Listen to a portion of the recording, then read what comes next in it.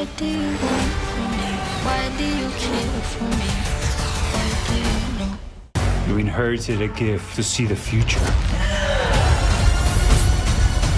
Get off, get off. What? That man is trying to kill you. Cassie, those girls need your protection. How do I even know if I can change anything? The power of your mind has infinite potential.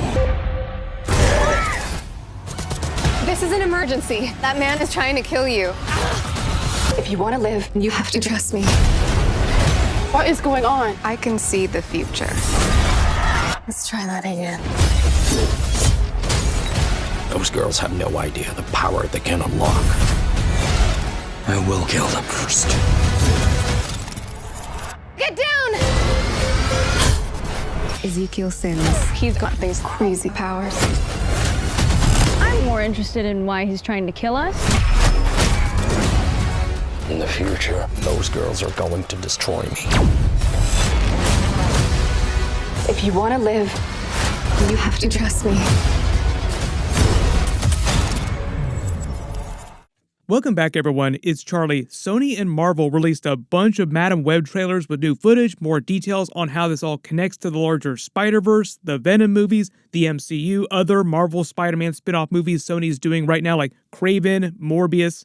And we also learned about Sony's plan to make this movie a prequel to one of their previous really big Spider-Man franchises in live action. So we'll break it all down. If you're brand new to the channel, be sure to subscribe to get all the videos. There is so much Spider-Man related stuff happening this year. We have the Kraven movie coming up after this. We have Venom 3 coming later this year. There's that Friendly Neighborhood Spider-Man TV show that Marvel is doing on their side of things. Then we have Spider-Man Beyond the Spider-Verse and Spider-Man 4 with Tom Holland's version of Spider-Man. So the next couple of years, Spider-Man fans are going to be eating good. Like there's going to be a lot of Spider-Man related stuff. But during the new trailer footage, they reveal more about her powers from the comics. They haven't revealed which character this guy is playing that she's talking to, who seemingly knows everything about her powers and her mother. When he tells her she inherited a gift to see the future, I think the idea is that he worked with her mother. And in the movie, they have that funny line where she references her mother studying spiders in a foreign country. The whole idea is that it's meant to help set up the basis for Madam Web's powers and her neurological condition. Her mother was doing research into her neurological condition. I think what they're doing is they're just putting a twist on her origin story from the comics. Most people who have played the video games or watched Spider-Man the animated series know a version of Madam Web. In the comics, originally, she was just a woman from Salem born with a neurological condition that took her eyesight and the ability to walk, but caused her to develop incredible psychic powers, using them to become a medium. She's got a whole bunch of powers. She's telepathic, she can astral project, she's clairvoyant, she has a greater precognition sense than normal versions of Spider-Man have with their Spidey sense. Like we saw a version of the Spidey sense during Spider-Man No Way Home. Madam Web's precognition is way more powerful than that. She winds up using her abilities to act as an oracle and a mentor to versions of Spider-Man and Spider-Woman across the multiverse, like the Spider-Force, for instance.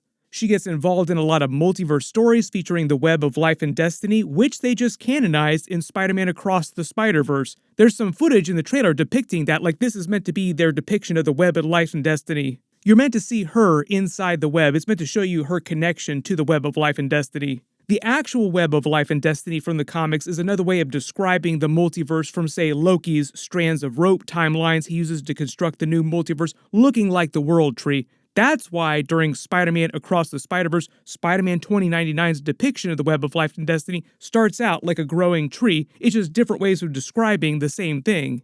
All the canon events that they talk about in that movie serve as fixed points in time that help control the normal flow of time in those universes, preventing Nexus events, to use a Loki term. Madam Web's ability, at least at first in the movie here, allows her to perceive different strands of the Web of Life and Destiny, different timelines, potential futures. In the movie, I think they just refer to it as the Web. They don't say like the full Web of Life and Destiny title. And at least the way it comes off initially as her powers start to develop is just basic precognition. But she becomes much more powerful than that and can use the ability to mentally travel along the strands, which is basically traveling through space and time along timelines to other universes. And I think the major reason why they wanted Dakota Johnson to play Madam Web of all characters, like you could literally do any character you want, they control like 900 characters because of the rights they have to the Spider-Man character in the movies, is because Sony didn't have a version of Doctor Strange, or Marvel wouldn't let them use Doctor Strange. Doctor Strange. That's pretty good. But it's taken.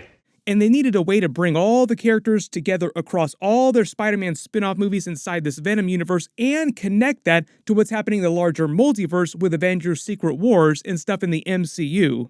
So essentially, she's like their major crossover character, because the last time we had a crossover character, it was Tom Hardy's Venom, and it was actually Doctor Strange on his side of things, on the MCU side of things, that did all the legwork to get him there and take him back. Madam Web is just the workaround that Sony is using because they don't have use of Doctor Strange or Benedict Cumberbatch all the time. So the idea long term is that unless the Madam Web movie does terrible, like it does full Morbin time, and Sony wants to disavow any knowledge that they ever made a Madam Web movie, like, we don't know what you're talking about, there is no Madam Web.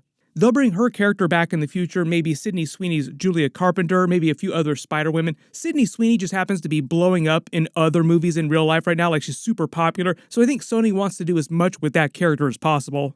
And put all of them in a team-up movie with Tom Hardy's Venom, Kraven, Morbius, the Vulture, any other Spider-Man-related characters that they introduce into this whole universe, including whichever version of Spider-Man that they decide to make the main Spider-Man of the universe. And apparently, originally, Madam Web was designed to be a prequel to Andrew Garfield's Amazing Spider-Man movies. I bet a lot of people were thinking about this too, because technically the Madam Web universe is just earlier in the timeline of the Venom universe. And they've already revealed that all the Sony Spider-Man movies take place on that same Venom Earth, like in the same universe. Remember when Morbius came out, we saw all those Spider-Man Easter eggs. A lot of it made it seem like they were actually trying to make the universe Andrew Garfield's Amazing Spider-Man universe. Apparently, Sony's original plan was to include all these references to Amazing Spider-Man Andrew Garfield in the Madam Web movie. Supposedly, they have all these references to Ezekiel Sims coming back in time to kill all the Spider-Women before they get their powers, which we see in all the trailers, but also he came back to kill Andrew Garfield's Spider-Man before his mother, Mary Parker, gave birth to him. That's supposed to be who Emma Roberts was playing in the movie. That's why she's super pregnant in all the behind the scenes. She's supposed to be pregnant with Andrew Garfield's Spider-Man. I just did a video about how Sony is trying to get Marvel to bring back Tobey Maguire and Andrew Garfield for Spider-Man 4 and make an even bigger multiverse movie than Spider-Man No Way Home was. Kevin Feige wants to wait till Secret Wars to bring them back and wants Spider-Man 4 to be a smaller street-level movie with Daredevil, Kingpin, a few new Sinister Six villains. And supposedly Sony's pushing their crossover agenda, like making this bigger and bigger, making more and more crossover stuff going on here, because they changed their minds about their original Madam Web plan, or Andrew Garfield said no way to their Madam Web movie. And now Sony's removed most of their bigger Spider-Man references to Amazing Spider-Man in the movie, just like Morbius did between the trailers in the final movie. Like the trailer had all these Tobey Maguire and Andrew Garfield references that they deleted in the final version of the movie. Supposedly, the same thing just happened with the Madam Web movie. And apparently now, Sony is trying to push for Tom Holland to become the main Spider-Man of their spin-off Venom universe. I think part of the reason for this is that they're worried about the box offices for a lot of their Spider-Man spin-off movies that they're doing, just doing really, really poorly, and hoping that Tom Holland showing up in some of these movies will help legitimize them and get asses in seats. Like, oh, Tom Holland's in the movie, now we'll go see it. Let me know in the comments, though, if Andrew Garfield does not want to come back and Tobey Maguire does not want to come back to be the main Spider-Man of this Venom spin-off universe, then who do you want to be that main Spider-Man? Because it sounds like Kevin Feige and the Marvel people are going to do everything they can to keep Tom Holland from being in like a billion different Spider-Man movies, so it would have to be a completely different version of the character. My early theory right now is that the solution to their problem would just be to make a live-action Miles Morales Spider-Man the main Spider-Man of that universe, because they already said that they were making a live-action Miles Morales movie back when Across the Spider-Verse came out, but they didn't say when they were going to release that.